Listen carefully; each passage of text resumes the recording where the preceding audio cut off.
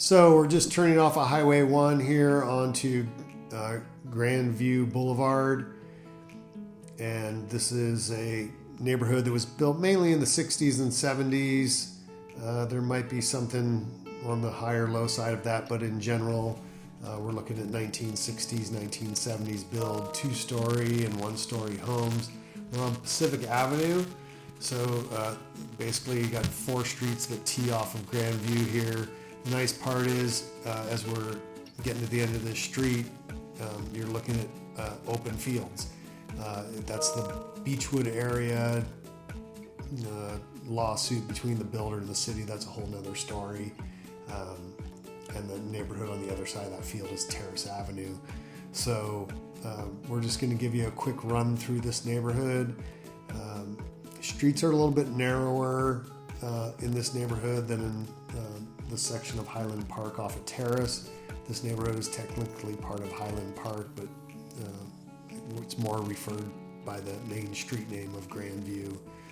So as we head down to the other end of the street, you're going to see that we're going to head into this big hedge, and there's an old farmhouse and water tower on the other side of that, and that's farmed for flowers. And as we get to the back of the neighborhood, we should be able to see some of the flowers that are in bloom right now.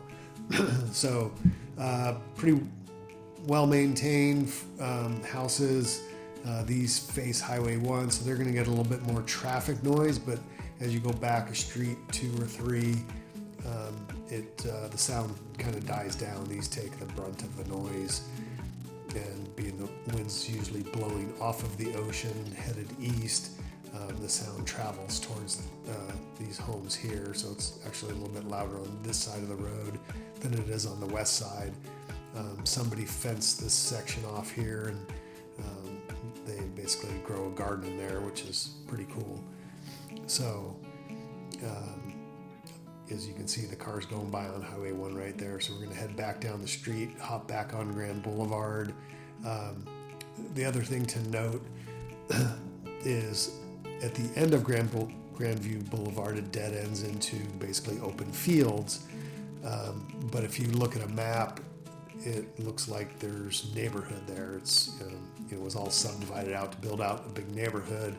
They stopped on Golden Gate as the last street, so past that, the neighborhood never got built out, but on paper, it's there. I don't know that it's going to get built out just because of regulations, but all the lots are there, and a lot of the water connections are there. That whole section's been on and off the market over the years. So, white picket fences, lollipop style bottle brush trees, and again, a mix of single-story, 2-story homes.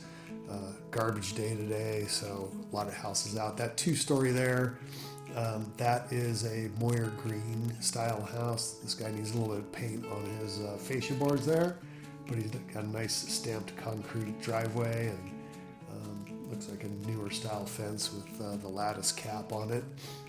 So I like the mix of different styles of home here. Again, not all of them built out at the same time by the same builder, so it's got some character to it. So we're going to head over to the next block here, and that cross street is Dwight Avenue. So somebody did some major carving down on those trees. Flat roof garage here. Not a big fan of flat roofs, but hey, that's just me.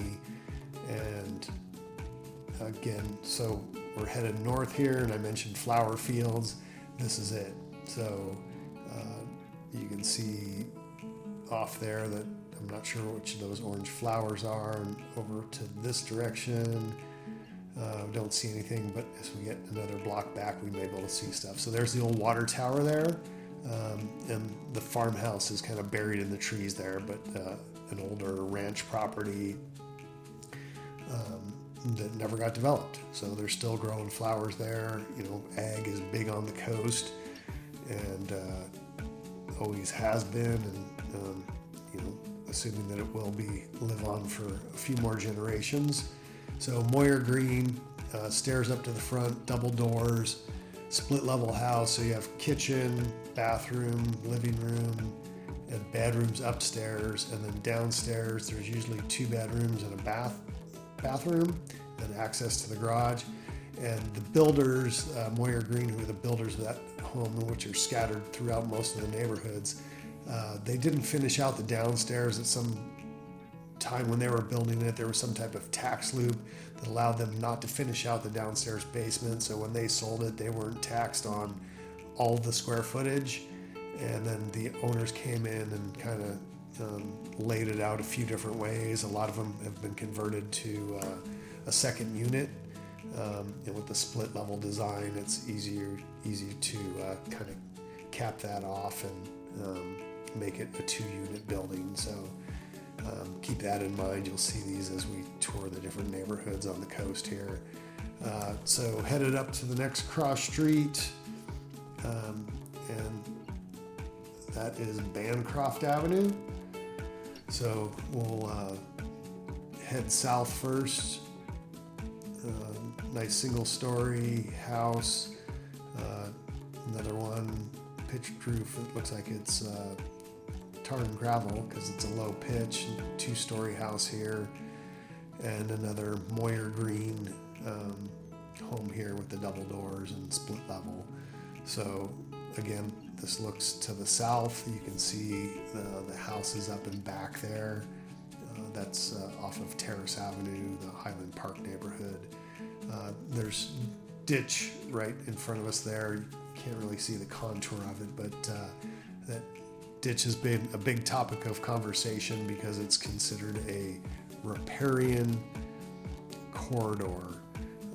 We call it a drainage ditch. The folks that think it's water friendly to habitat call it a riparian corridor. So it's sparked a lot of controversy, not just that ditch, but other ones throughout the Half Moon Bay area. So we're going to go to the north side of the street here. Again, a lot of well-groomed properties. You can see these.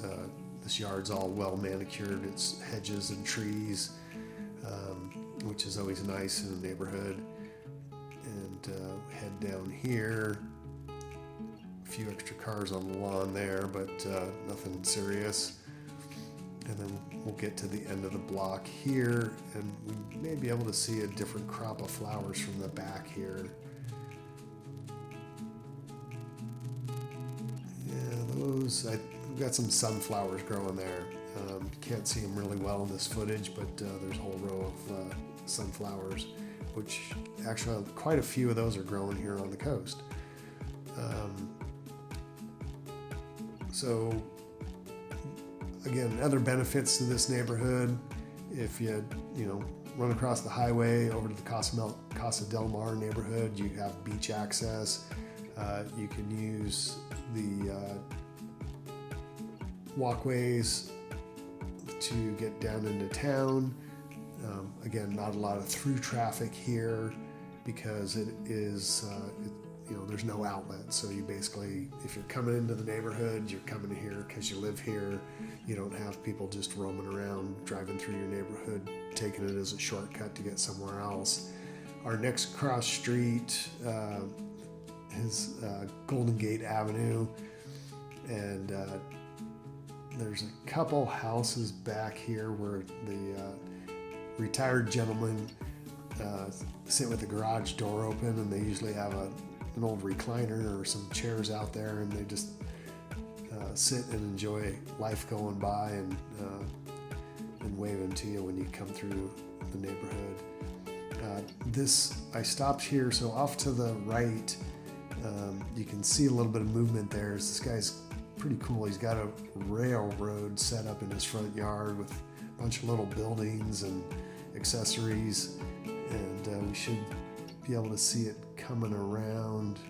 There it goes. It's Bob the Builder train, or no, Thomas the train, the blue one. Sorry, I don't have kids, but I recognize a little bit of that stuff. Again, another Moir Green house, and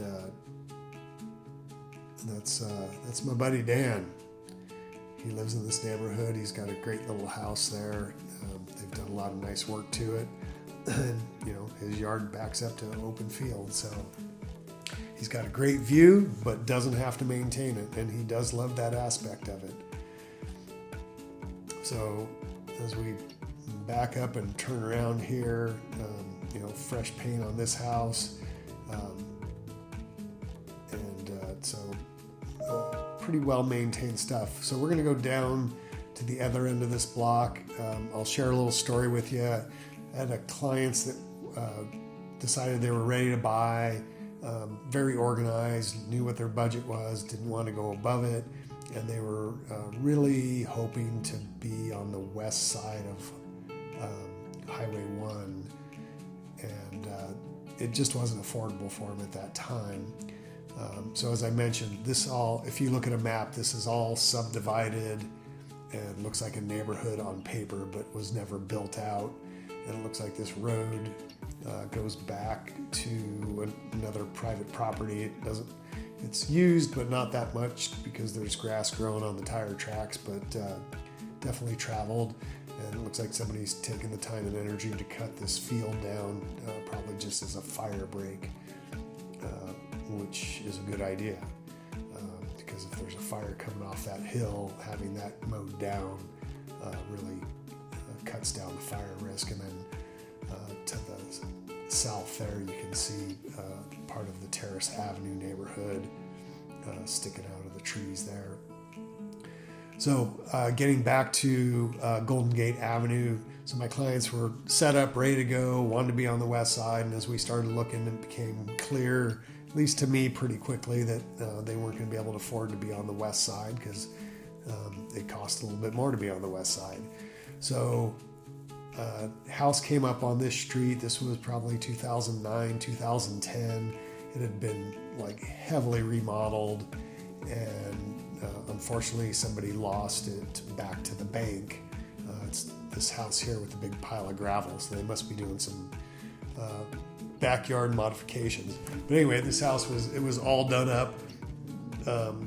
They had paid a big number for it, remodeled it, and then lost it to the bank. My clients, I think they paid $750 for it, but they didn't have to do anything. They moved right in, didn't have any more expenses out of pocket. It was within budget, and it took a little bit of convincing to let them realize that this would get their foot in the door. They could build equity, and then down the road, they could, head across the highway and be where they wanted to. So basically, it's just some more of the field to the north with flowers growing there. So they bought it 5 years later, market had gone up quite a bit, and we were able to put this house on the market, get it sold, and get them over into the Casa Del Mar neighborhood off of Kehoe Avenue. And they ended up on the corner of Pilarcitos and I believe St. John. I don't remember right off the top of my head. But they got exactly where they wanted to be. The house needed a little bit of elbow grease, but it got to the price point that they wanted to be in. So they basically leveraged themselves out of this super nice house that they lived in for 5 years into the location that they wanted. And that conversation is had with a lot of first-time buyers that, they have an idea in their mind, and it's usually right out of their budget. But if they're willing to listen and have the conversation, we can usually find something like this scenario to make it work for them, and it turns out the way you want it. So the garage door's open there. I think that's one of my buddies that sits out and enjoys the sunshine. Got nice rose bushes, and the skies are clearing up. We got some blue skies going there, a little bit of a breeze based on the flag movement. And so that's basically a tour of the Grandview Avenue neighborhood, also known as Highland Park North. And we're going to head back out to the highway. So if just one of the other neighborhoods in Half Moon Bay, just north of 92. Again, no stoplight, but there is a turn lane if you're pulling out and going south. If you're going north, it's an easy get on the highway there. So that kind of wraps up our tour of this neighborhood. If you have any questions about this neighborhood or any of the other neighborhoods in Half Moon Bay, give me a call or continue to watch my channel as we add each neighborhood in, so you have a better flavor street by street and seeing what's actually there.